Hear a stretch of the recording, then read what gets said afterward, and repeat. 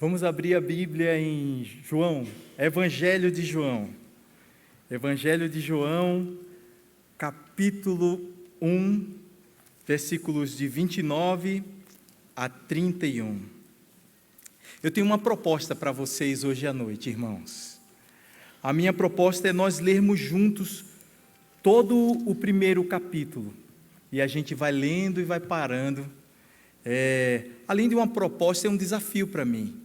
Quando a leitura é longa, aí eu costumo ir me perdendo, sabe? Não sei se eu vou cansando, alguma coisa acontece dentro da minha cabeça, e aí os irmãos já vão sabendo, né? Com paciência, aguenta o pastor aí, o bichinho, não é? Mas vamos ler primeiro juntos, a uma só voz, os versículos de 29 a 31 de João, do Evangelho de João. Juntos? No dia seguinte, vendo que Jesus vinha em sua direção, João disse: Eis o Cordeiro de Deus, que tira o pecado do mundo.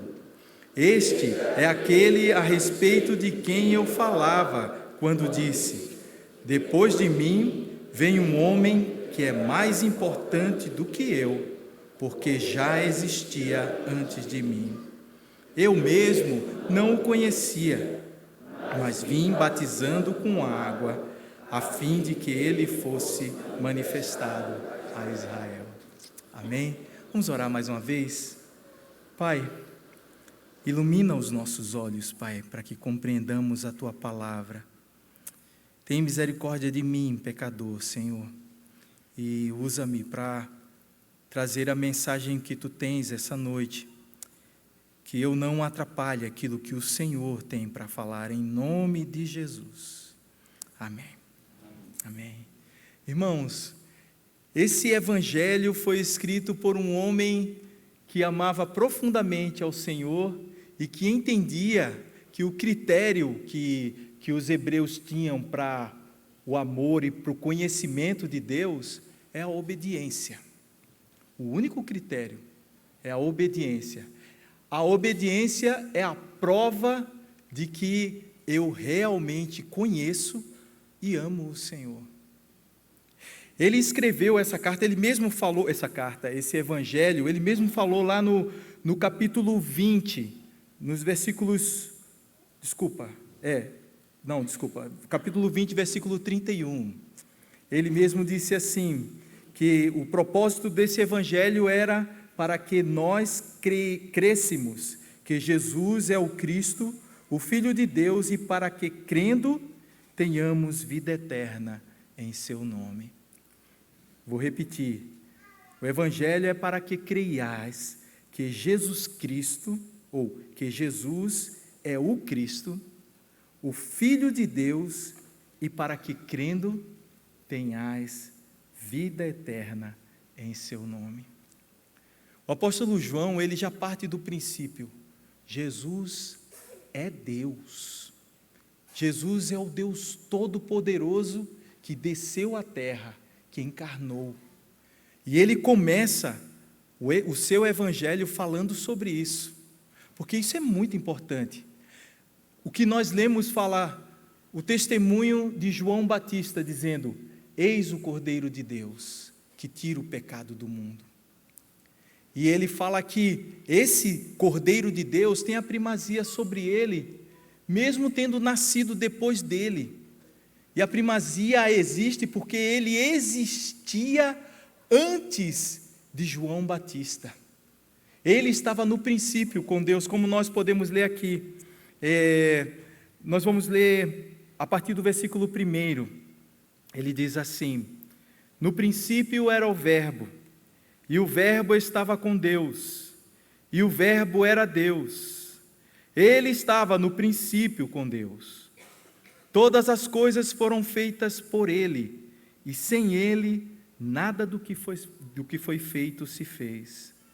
A vida estava nele, e a vida era a luz dos homens. A luz resplandece nas trevas, e as trevas não prevaleceram contra a luz. Ou seja, Jesus é o Deus Todo-Poderoso, pré-existente, que estava na criação e que estava criando com Deus, porque Jesus é Deus. Jesus é Deus. Ele estava no princípio com Deus e todas as coisas foram feitas por Ele, e sem Jesus, nada do que foi feito se fez. Essa é a certeza de João. A vida estava em Jesus, porque Jesus é a luz dos homens. É através dele que o homem recebe a salvação que Deus providenciou. Jesus é Deus. Ele continua, ele vai no versículo 6, ele vai falar um pouco sobre João Batista, que é uma pessoa que testemunhou de Jesus Cristo, é o precursor, não é? Mas assim, antes, ele vai dizer assim, ainda sobre o Senhor Jesus, versículo 9, Jesus, o verbo que encarnou, é a verdadeira luz que, vindo ao mundo, ilumina toda a humanidade. O verbo estava no mundo, o mundo foi feito por meio dele, mas o mundo não o conheceu. Veio para o que era seu, os judeus, mas os seus não o receberam. Mas a todos quantos o receberam, deu-lhes o poder de serem feitos filhos de Deus, a saber, aos que creem no seu nome, os quais não nasceram da carne, os quais não nasceram do sangue, nem da vontade da carne, nem da vontade do homem, mas nasceram de Deus. E o Verbo se fez carne e habitou entre nós, cheio de graça e de verdade, e vimos a sua glória, glória como do unigênito do Pai. Então, é muito importante isso para João. Jesus é Deus, o Deus Todo-Poderoso que encarnou. E ele então cita um homem, ou lembra de um homem que foi muito importante para que as pessoas conhecessem a Jesus. Alguém que foi enviado por Deus para ser o precursor de Jesus Cristo, que veio para abrir o caminho para que Jesus Cristo pudesse trilhar, e o nome desse homem é João Batista. Aí no versículo 6 ele fala sobre João Batista. Ele diz assim: houve um homem enviado por Deus, e o nome dele era João.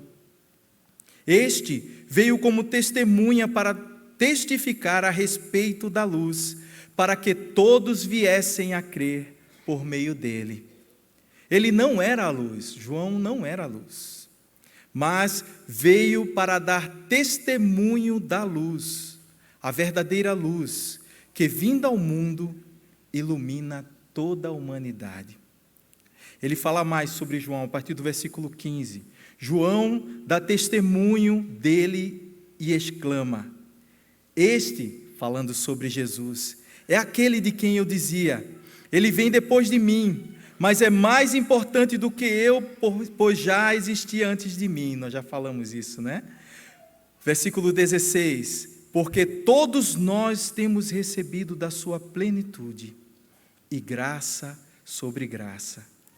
Porque a lei foi dada por intermédio de Moisés, a graça e a verdade vieram por meio de Jesus Cristo.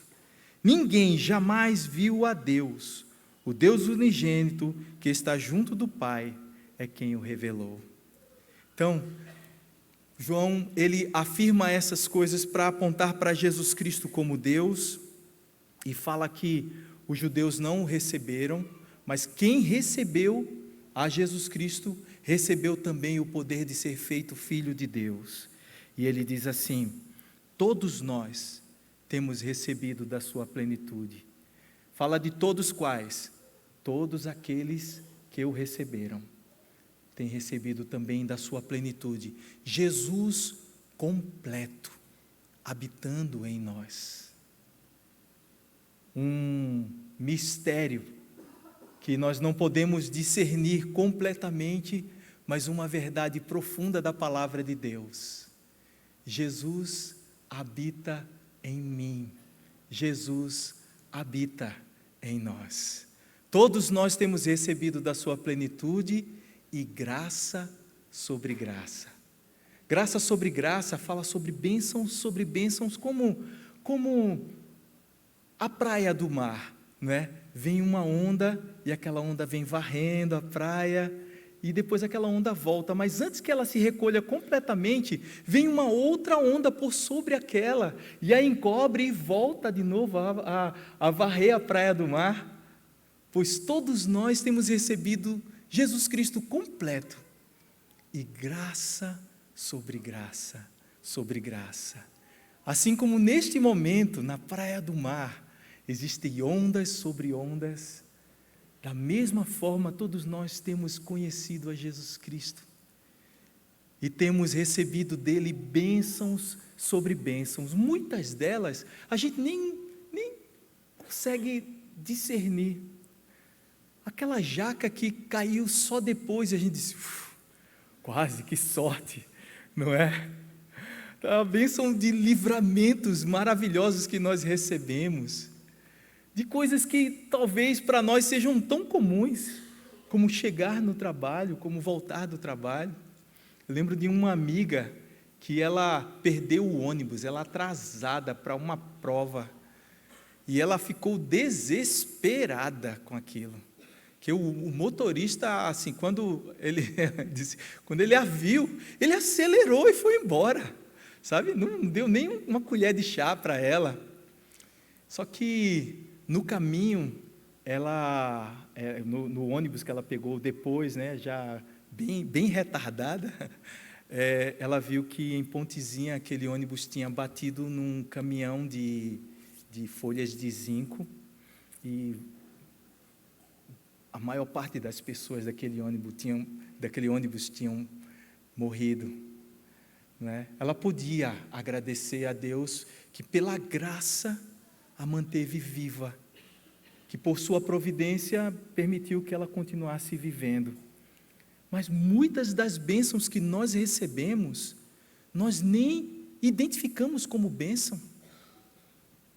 Pode ser a perda de um emprego, pode ser uma enfermidade, pode ser qualquer coisa que aconteça na nossa vida que não é o mal, lembram? O Senhor te guardará de todo mal. Mal não são as coisas ruins, as coisas difíceis que nos acontecem, mas o mal é tudo aquilo que não faz parte do plano de Deus. Então, até as coisas mais difíceis que nos acontecem, se nos acontecem, é porque é o nosso bem. Tudo que nos acontece é o nosso bem, porque todas as coisas cooperam para o bem daqueles que amam a Deus, daqueles que foram chamados segundo o seu propósito, daqueles que receberam a Jesus Cristo e receberam com isso o poder de serem feitos filhos de Deus. Aleluia! Amém? Então, o João Batista se encontra com outras pessoas e vem gente lá de Jerusalém para conversar com ele e perguntar quem era ele, porque ele se tornou conhecido pela mensagem dele, que chamava as pessoas ao arrependimento. E a partir do versículo 19, ele diz assim: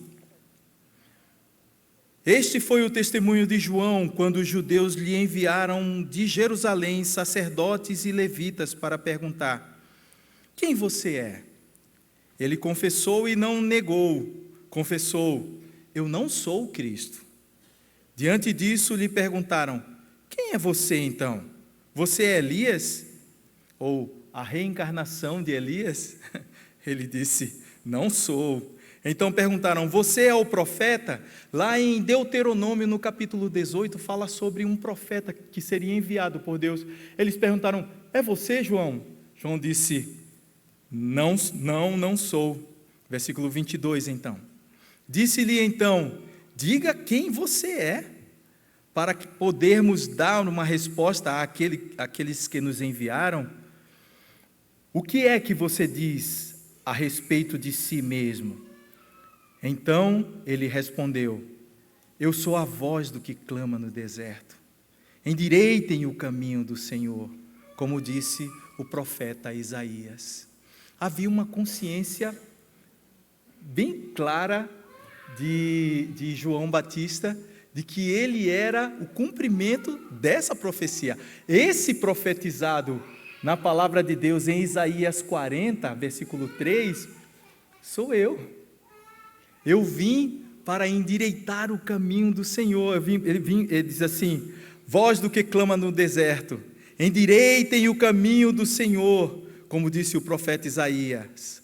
Ora, os que haviam sido enviados do grupo dos fariseus, eram do grupo dos fariseus, e perguntaram a João: então, por que você batiza se não é o Cristo, nem Elias, nem o profeta?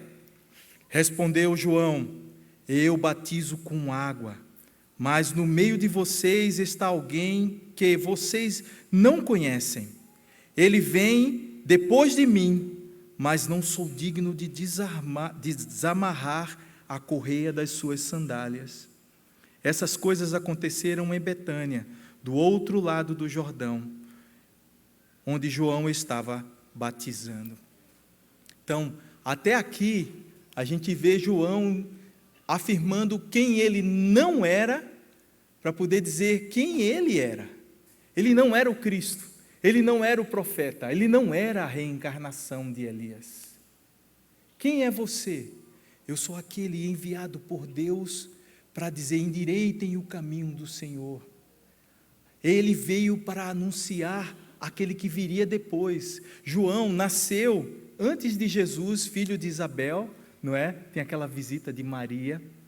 Mas João, que imagino cresceu com Jesus Cristo, ou cresceu perto, ou de vez em quando, imagino que Maria fazia visitas, né? Isso aqui é algo que a gente conclui, mas não é algo que está escrito, né?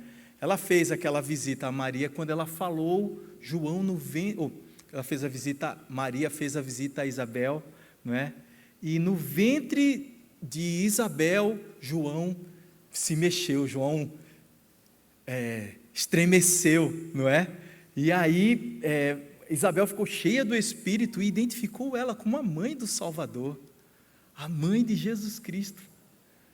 Maria tinha acabado de ouvir isso de um anjo que tinha falado para ela, e ela tinha dito para o anjo: eis-me aqui, a serva do Senhor, que seja feita segundo a vontade de Deus. Uma disposição num tempo difícil de ser a mãe do Salvador. Ela topou e imagino que João cresceu vendo aquele menino, que menino especial era Jesus. Imagino também que Jesus tenha influenciado João, que João cresceu também um homem de Deus.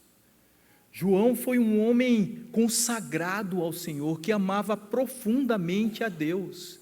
Ele é reconhecido como o último dos profetas, do tipo que havia no Antigo Testamento.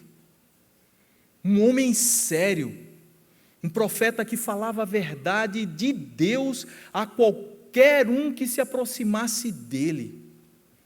Era um homem meio estranho, não é?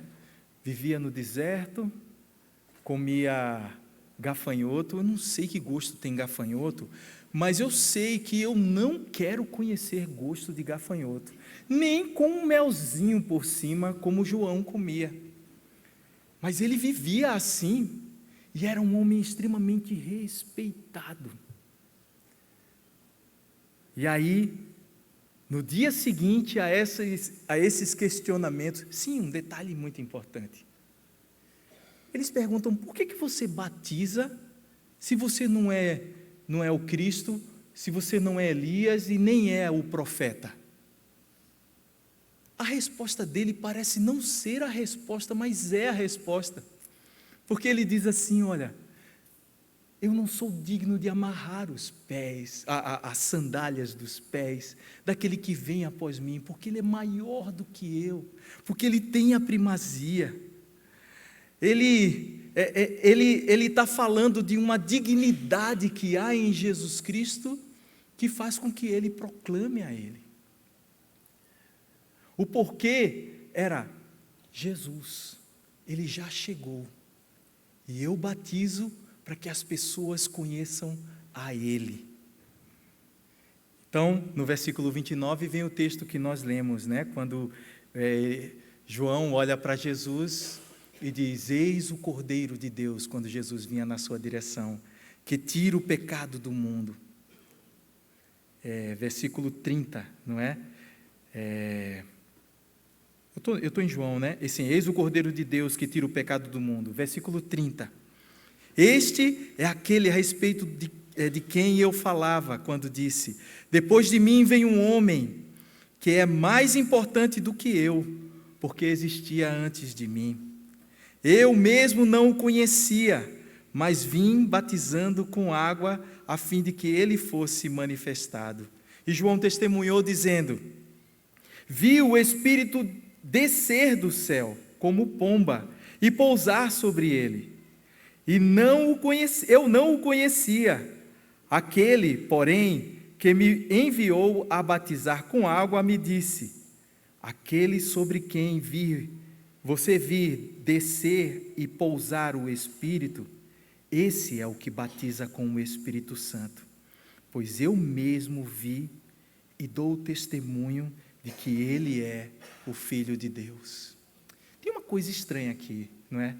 João afirmando que não conhecia a Jesus antes. Conhecer, na palavra de Deus, pode ser um conhecer simplesmente superficial, o conhecer que eu posso ter de vocês, ou eu posso conhecer alguém profundamente, intimamente, como eu conheço, por exemplo, a minha esposa, Raniele. Esse conhecimento, quando ele é falado, no Antigo Testamento e também no Novo Testamento, lá em Mateus, no capítulo 1, fala sobre José não conheceu Maria até que ela desse à luz a um filho a quem pôs o nome de Jesus. Esse conheceu significa não teve relações íntimas. Ele não conhecia ela intimamente até que ela tivesse um filho a quem pôs o nome de Jesus. Esse tipo de conhecimento é o conhecimento que Deus tem de nós. Ele nos conhece por dentro, e a gente vai ver isso mais à frente, quando ele identifica alguns dos apóstolos dele, né? Como Pedro e Natanael. Ele nos conhece intimamente porque ele nos formou, como fala lá no Salmo 139, não é? O Salmo 139, versículo 16, diz assim: os teus olhos me viram uma substância ainda informe. Antes mesmo ele diz assim: pois tu formaste o meu interior, tu me teceste no seio da minha mãe. Graças te dou, visto que por modo assombrosamente maravilhoso me formaste. As tuas obras são admiráveis, e a minha alma o sabe muito bem. Os meus ossos não te foram encobertos quando no oculto fui formado e entretecido como nas profundezas da terra. Os teus olhos me viram uma substância ainda informe. Versículo 16, né? E no teu livro foram escritos todos os meus dias, cada um deles escrito e determinado, quando nenhum deles havia ainda. João podia conhecer Jesus Cristo, aquele menino que cresceu com ele, que era especial, tanto que na hora de batizar Jesus, ele diz assim: rapaz, eu que deveria ser batizado por você. Havia um temor, havia uma compreensão de que Jesus Cristo, de alguma forma, não era um qualquer, não era mais um no meio da sociedade. Jesus Cristo era, e eu imagino que ele ouviu da sua mãe, que testemunhou para a própria Maria, dizendo assim: olha, que privilégio maravilhoso é receber aqui em casa a mãe do meu Salvador. Talvez Maria disse assim: está vendo esse menininho aí menor que você, João? Ele é o Salvador do mundo, viu? Deus me falou isso a primeira vez que ela veio aqui em casa, quando estava grávida. Mas ainda era um conhecimento de ouvir falar. Mas chegou um momento em que Jesus Cristo chega para ser batizado, e depois que Jesus sai da água, o Espírito de Deus desce sobre ele como uma pomba, e aquilo que Deus já tinha falado com João antes, se concretiza naquele momento. Este é o meu filho amado, em quem eu tenho prazer. João descobre que Jesus é o Salvador do mundo e o Salvador da vida dele agora, aquele que é sobre ele, é maior do que ele, sobre quem sob a primazia de quem ele vivia, não é? Jesus tinha a primazia sobre João, porque Jesus é Deus, sobre João Batista. E é esse o interesse de João, o evangelista, é declarar: Jesus, aquele a quem nós conhecemos, é Deus. João, o evangelista, ele é um judeu da Palestina. É alguém que conhece bem a geografia, conhece bem a língua hebraica, conhece bem os costumes do povo hebreu. E é por isso que ele está embasando o testemunho de João Batista com aquilo que mostra que Jesus Cristo é Deus, e fala sobre João Batista como alguém que, e João Batista falou, né, não conhecia até o momento em que o próprio Deus testemunhou dele para ele, testemunhou de Jesus para João Batista. A nossa conversão foi assim. Ainda que tenha sido alguém que falou para nós, quando aprove a Deus, o seu Espírito mesmo veio e nos convenceu do pecado, da justiça e do juízo.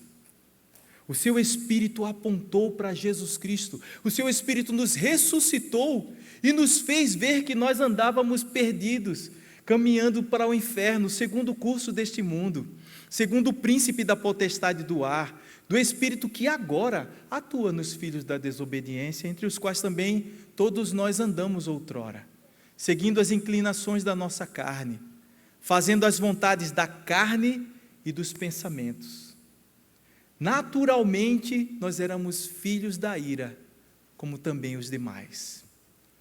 Então, essa é a nossa realidade, ou a nossa realidade é, um dia o Senhor veio ao nosso encontro e falou conosco. E é por isso que nós estamos aqui. Vamos prosseguir então? Versículo 30 e 35. Ele diz: no dia seguinte, João outra vez estava na companhia de dois dos seus discípulos. E vendo Jesus passar, repetiu: eis o Cordeiro de Deus. Os dois discípulos, ouvindo dizer isso, seguiram a Jesus.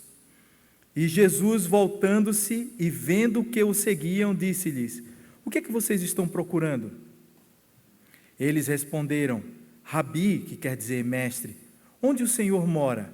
E Jesus disse: venham ver.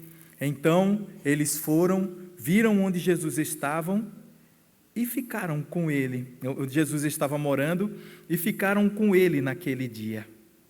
Eram mais ou menos 4 da tarde. André, o irmão de Simão Pedro, era um dos dois que tinham ouvido o testemunho de João Batista e seguido Jesus.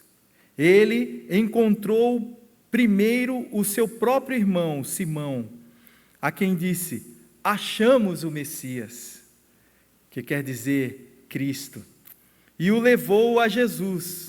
Jesus olhou para ele e disse: você é Simão, filho de João, mas agora será chamado Cefas. Cefas quer dizer Pedro. Está vendo o que aconteceu com André? André era discípulo de João, E junto com outro discípulo, depois que ouviu João Batista falando, eis o Cordeiro de Deus, começou a seguir a Jesus Cristo. E aí Jesus leva ele e o outro discípulo para casa, e aquilo que Jesus revelou para eles salvou a vida deles, revelou no coração dele, de André, que Jesus é o Messias. E revelou de tal forma que André vai e fala para Pedro: achamos o Messias, o prometido de Deus, aquele que viria para libertar Israel. Então, ele diz assim que quando André leva Pedro para conhecer Jesus, antes que João pudesse dizer qualquer coisa, o próprio Jesus falou sobre ele. Falou: você é Simão, filho de João, mas agora será chamado Cefas. Aquele que era um homem qualquer, um homem iletrado, Pedro, agora se tornava um discípulo de Jesus Cristo, através do testemunho do seu irmão, e agora ele também conhecia aquele que era o Salvador dele. Versículo 43 agora, mais 2 discípulos. No dia seguinte, Jesus resolveu ir para a Galiléia e encontrou Filipe, a quem disse: siga-me. Esse Filipe era de Betsaída, cidade de André e de Pedro. Filipe encontrou Natanael e disse: achamos aquele de quem Moisés escreveu na lei, e a quem se referiam os profetas, Jesus, o Nazareno, filho de José. Então Natanael perguntou: de Nazaré pode sair alguma coisa boa? Filipe respondeu: venha ver. Jesus viu Natanael se aproximar e disse a respeito dele: eis um verdadeiro israelita, em quem não existe fingimento algum. Natanael perguntou a Jesus: de onde o Senhor me conhece? Jesus respondeu: antes de Filipe chamá-lo, eu já tinha visto você debaixo da figueira. Essa informação de Jesus a Natanael fez com que ele exclamasse: mestre, o Senhor é o Filho de Deus, o Senhor é o Rei de Israel. Ao que Jesus lhe respondeu: você crê que porque eu disse que tinha visto você debaixo da figueira? Pois você verá coisas maiores do que estas. E acrescentou: em verdade lhes digo, que vocês verão o céu aberto, e os anjos do céu, ou os anjos de Deus, subindo e descendo sobre o Filho do Homem. E aqui termina o capítulo. Vocês perceberam a diferença do encontro dos fariseus com Jesus Cristo e o encontro desses homens aqui, discípulos, alguns discípulos de João Batista e outros que foram encontrados porque estavam na vizinhança, porque eram conhecidos, não é? Tanto André como Pedro, Filipe e Natanael, quando conheceram a Jesus Cristo, tiveram a sua vida transformada. Mas a mesma mensagem que fez com que André seguisse a Jesus Cristo, não serviu para que os fariseus se rendessem aos pés do Senhor Jesus, de forma alguma. Na verdade, não foi concedido a eles conhecer verdadeiramente o Salvador. Não foi concedido a eles reconhecerem em Jesus Cristo o Messias prometido. Nesse mês nós estaremos lembrando, através da Páscoa, daquilo que aconteceu no Antigo Testamento, quando o povo de Deus foi liberto. O que João está falando aqui, João Batista está testemunhando sobre Jesus Cristo, de ser Ele o Cordeiro de Deus, que tira o pecado do mundo, tem tudo a ver com aquilo que acontecia no Antigo Testamento. Os judeus no Antigo Testamento sacrificavam animais, e com o sangue desses animais, eles tinham a expiação do pecado deles. Isso acontece lá no livro de Levíticos, né? A oferta pelo pecado. Do capítulo 1 até o capítulo 7, ele trata de outros tipos de ofertas, mas principalmente dos holocaustos, que são ofertas por causa do pecado. E essas ofertas exigiam uma vítima sobre a qual a pessoa que pecou e estava oferecendo aquela oferta, colocava a mão sobre ela, sobre a cabeça daquele animal, e aquele animal era degolado, e o seu sangue era derramado, e o sacerdote pegava um pouco com a ponta do dedo, um pouco do sangue, e passava nos chifres que estavam na tampa da arca, e aquele sangue era derramado na base do altar. Aquele sangue derramado apontava para uma oferta que seria oferecida no futuro. Quem sacrificava, seja a pessoa individualmente, ou fosse o sacerdote em nome de todo o povo, sacrificando um animal para o perdão dos pecados, aquele animal era o substituto daquela pessoa que estava morrendo, ou que tinha pecado. Aquela vítima, ela estava lá para ser morta e ter o seu sangue derramado, para que aquela pessoa pudesse, imputado o pecado dela no animal, ter imputado para si o perdão. Porque o salário do pecado é a morte. E quem pagava o salário do pecado no Antigo Testamento era uma vítima completamente inocente.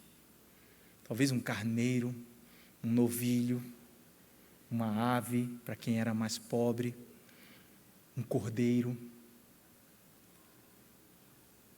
E isso é muito importante para João, o evangelista, porque ele conheceu Jesus, e ele amou profundamente o seu Salvador. O testemunho de João Batista para ele é fundamental, porque diz assim para ele: eis o Cordeiro de Deus que tira o pecado do mundo. Quantos aqui lembram de Abraão em Gênesis capítulo 22, quando ele vai oferecer o seu filho para ser sacrificado, porque Deus pediu para ele, né? Eu vou só ler, porque esse trecho, ele tem algumas palavras que são muito importantes. Por favor, irmãos, João capítulo 22. Gênesis, obrigado. Gênesis 22. Deus diz assim para Abraão: olha, pegue seu filho, seu único filho, versículo 2, Isaque, a quem você ama, e vá à terra de Moriá. Ali ofereça-o em holocausto sobre um dos montes que eu lhe mostrar. Então, Abraão pega o fogo, quebra a madeira, junta tudo, coloca no animal e vai junto com o seu filho para oferecer o sacrifício ao Senhor.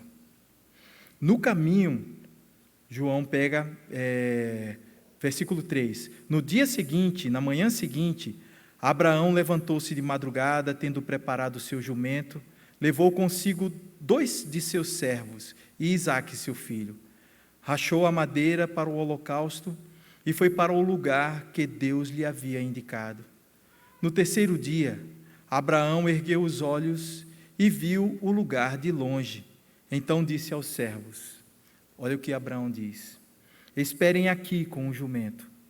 Eu e o rapaz, caso Isaque, iremos até lá, e depois de termos adorado, voltaremos para junto de vocês. Abraão estava indo sacrificar o seu filho. Ele iria oferecer um holocausto ao Senhor, que era a morte do seu filho, o o derramar do sangue do seu próprio filho, por suas próprias mãos. Uma coisa inimaginável para mim. Mas que, segundo Hebreus, Abraão entendia que o Senhor, o seu Deus, iria ressuscitar o seu filho. E é por isso que ele diz aos seus empregados, seus servos: esperem aqui, eu e o rapaz subiremos, e havendo adorado, nós voltaremos para encontrar com vocês. A fé em Deus não é algo lógico. Ouvir Deus falar move o nosso coração a fazer uma caminhada que para o homem natural é loucura. Mas para nós que somos salvos, aqui está um anúncio de Jesus Cristo, porque Abraão construiu ali um altar, colocou o seu filho, amarrou ele, colocou em cima do altar e levantou o cutelo para matar o seu filho, para oferecer um holocausto ao Senhor ali, do seu próprio filho. E ele então ouve o grito de um anjo: Abraão, Abraão, não precisa fazer mais isso. Deus viu que você realmente o ama e você não precisa mais matar o seu filho, você não precisa mais oferecê-lo.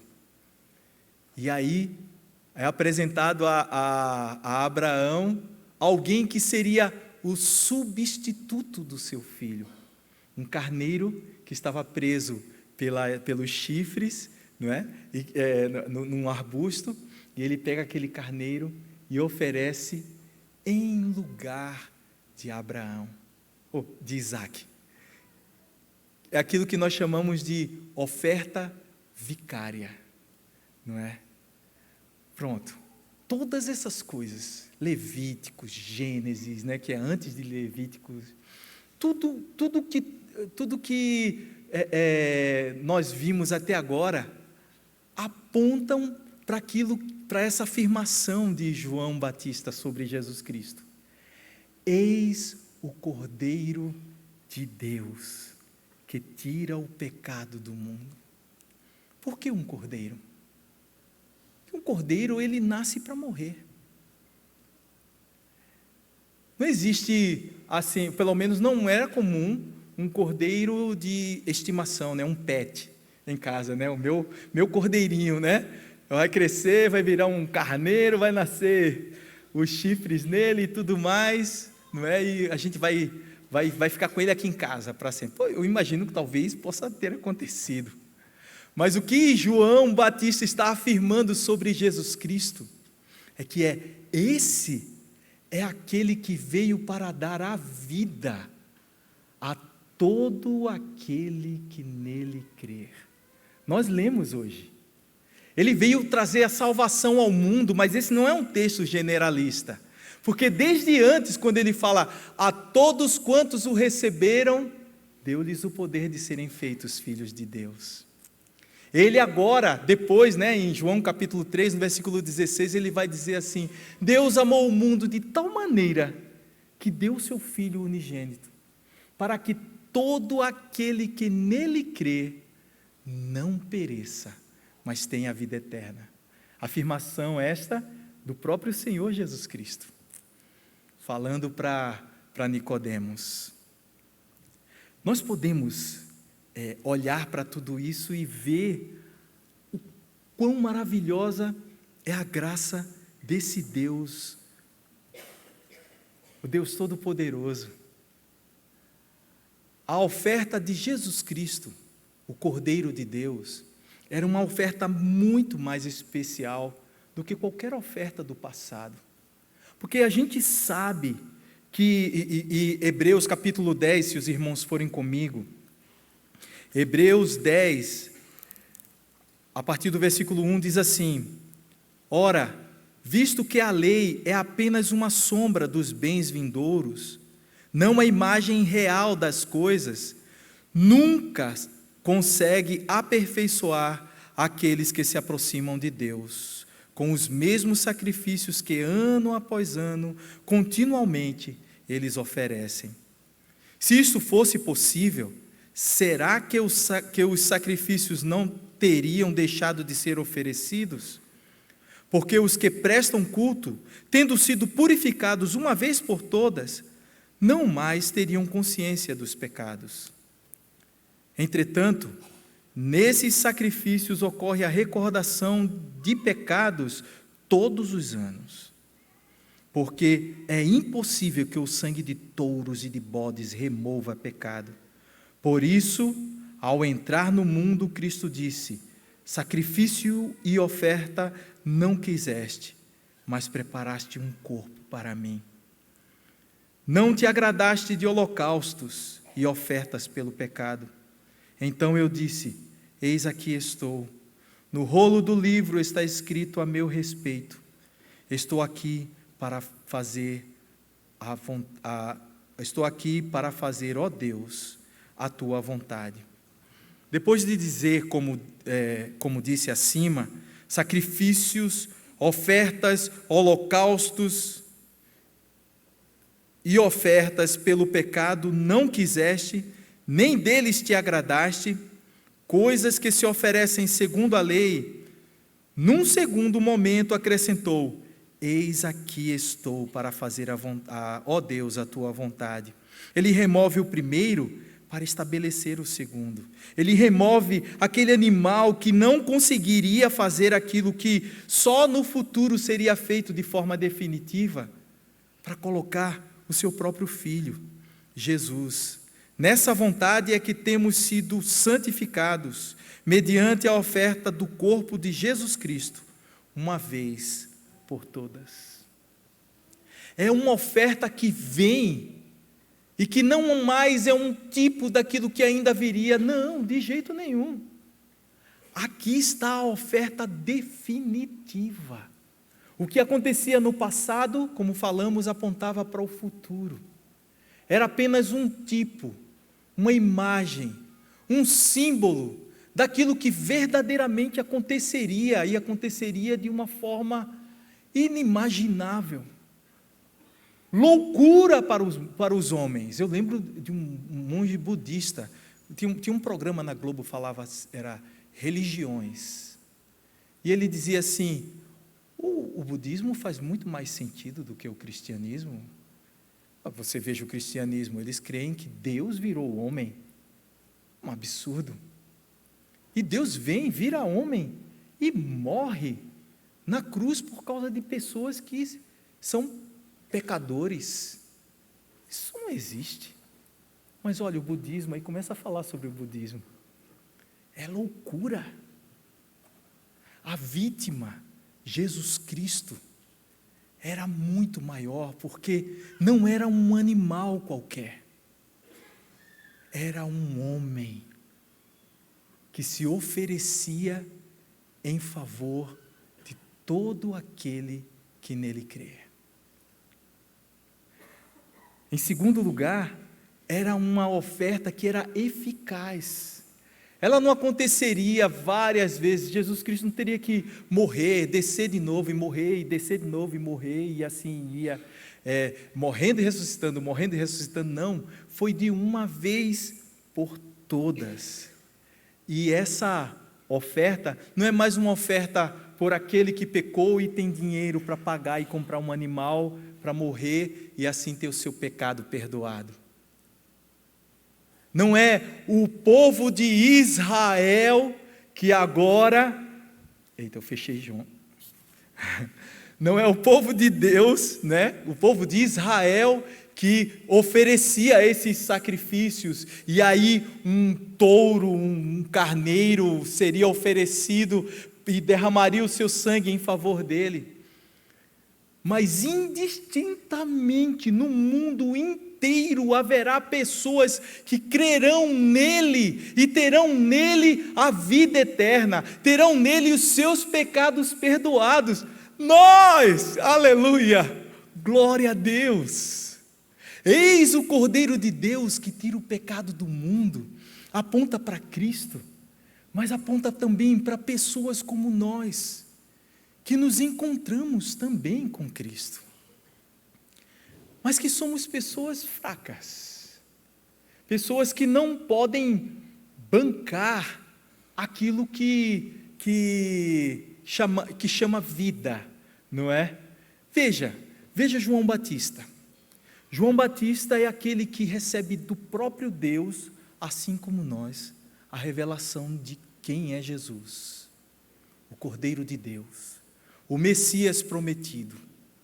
Mas preso, ele manda uns discípulos dele conversar com Jesus e perguntar: é você mesmo ou nós havemos de esperar um Messias? A gente vê também, não somente João Batista, mas o próprio João, e também André, e também Filipe, e também Natanael, fugindo quando Jesus Cristo foi preso. Todos fugiram. E depois que Jesus Cristo foi morto e crucificado, os discípulos ouviram das mulheres: olha, a gente foi lá no túmulo, e o túmulo estava vazio, a gente viu os lençóis e ele não estava mais lá. E um anjo disse que ele ressuscitou. Aquilo para os discípulos de Jesus Cristo foi assim, é como se elas estivessem caducando. Abram aí, por favor, irmãos. Mateus, deixa eu ver se eu estou dizendo direitinho, viu? Lucas capítulo 24, por favor.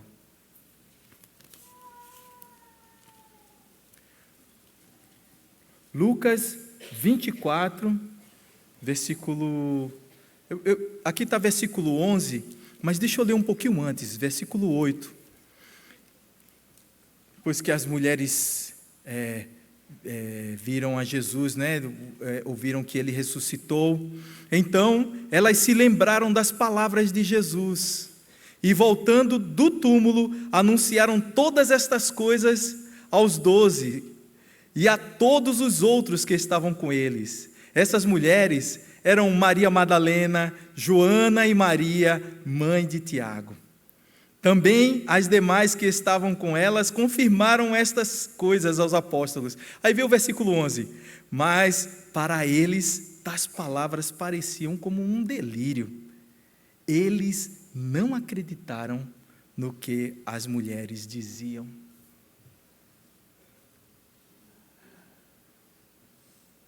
Conhecer a Jesus Cristo depende de Cristo para que essa fé seja mantida.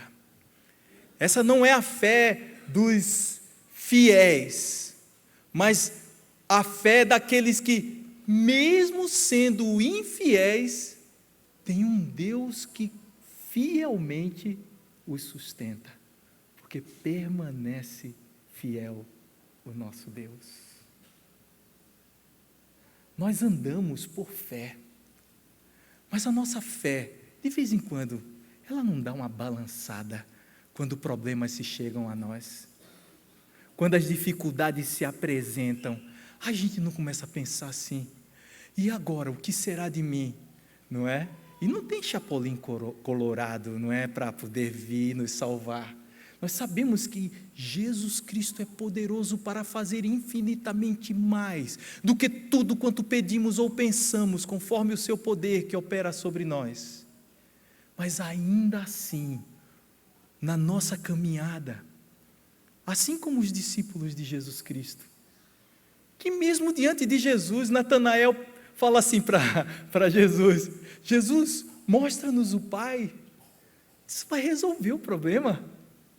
Aí Jesus disse: Natanael, bicho, olha para mim, há tanto tempo eu estou com você, meu irmão. Natanael, Filipe, né? Foi Filipe, obrigado, pastor. Filipe, né? Eu estou aqui com vocês há tanto tempo e vocês não viram o Pai ainda? Quem vê a mim, vê o Pai. Isso me traz muita tranquilidade, muita alegria até na minha caminhada. Eu posso andar em paz, porque assim como a salvação não depende de mim, a fé tem um autor que não sou eu. A vida de Deus, ela é sustentada em mim por causa do próprio Deus que fez Cristo habitar em mim e que se manifesta dia a dia a mim, renovando em mim aquilo que Ele me concedeu, fé.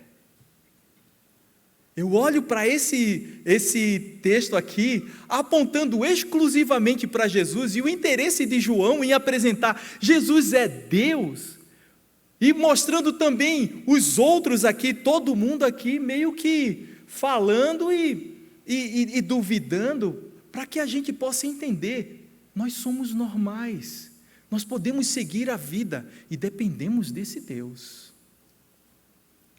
Ninguém pode abrir mão de andar com Deus, do dever de andar com Deus. Quantos crentes vivem a vida inteira, ou passam uma semana inteira sem sequer dizer um oi para o Senhor? Sem sequer, sei lá, passar pela cabeça algum texto bíblico. A correria pode nos tomar. Mas existe um Deus tão fiel, que vai fazer com que coisas difíceis aconteçam conosco, só para que a gente acorde e volte-se para Deus novamente. Esse Deus nos ama tanto, que vai fazer com que todas as coisas aconteçam para que nós estejamos aos seus pés, para que nós o busquemos, para que a nossa vida possa continuar crescendo diante dEle, para que a santificação seja uma verdade em nós, e não apenas um ideal distante, de pessoas mais espirituais do que nós, que passaram na galeria da fé. Não, na galeria da fé nós também estamos, e estamos passando por nossas lutas e clamamos: ai Jesus, tem misericórdia de mim. E clamamos a Ele porque sabemos que existe uma graça maravilhosa, que fez com que Ele mesmo, o Deus Todo-Poderoso, enviasse o seu Filho para pagar o preço pelo nosso pecado. Amém, igrejinha? Amém. Oh, glória a Deus por essa bênção. Então, só alguns lembretes para os irmãos. Testemunhar de Cristo, da sua grandeza, do seu poder, da sua majestade, da sua dignidade, do seu amor, é fruto do conhecimento que nós temos de Deus, um conhecimento que é dado por Deus, e que precisa ser desenvolvido, acrescido dia a dia. Nós precisamos disso. Em segundo lugar, a gente pode dizer assim, né? Jesus Cristo é Senhor, é Salvador, Ele é o Mestre, Ele é o Rei. Ó Senhor, nós cantamos aqui, adoramos a Ele. Mas o que Deus vê em nós? Ele vê em nós pecadores mesmo. Pessoas com um coração que é enganoso, que é desesperadamente corrupto, mas que tem alguém que tem a primazia na nossa vida. Aquele que vem em primeiro lugar em nós. Essa é a manifestação de que nós verdadeiramente cremos no Senhor. Nós só conhecemos a Deus se Ele é o primeiro na nossa vida. Sem obediência, não existe conhecimento de Deus. Porque, como falamos, o critério hebreu, critério bíblico mesmo, de conhecimento de Deus é a obediência. Quem lembra? João 14, 21. Tu podes, meu mano? João 14, 21. A gente pode cantar ele aqui rapidamente, não é? Eu falo, não bebo água, fico rouco. Aquele que tem os meus mandamentos e os guarda, este é o que me ama. Aquele que tem os meus mandamentos e os guarda, este é o que me ama. E aquele que me ama, e aquele que me ama será amado por meu Pai, e eu também o amarei e me manifestarei a Ele, aquele que tem os meus mandamentos e os guarda. Este é o que me ama, aquele que tem os meus mandamentos e os guarda. Este é o que me ama.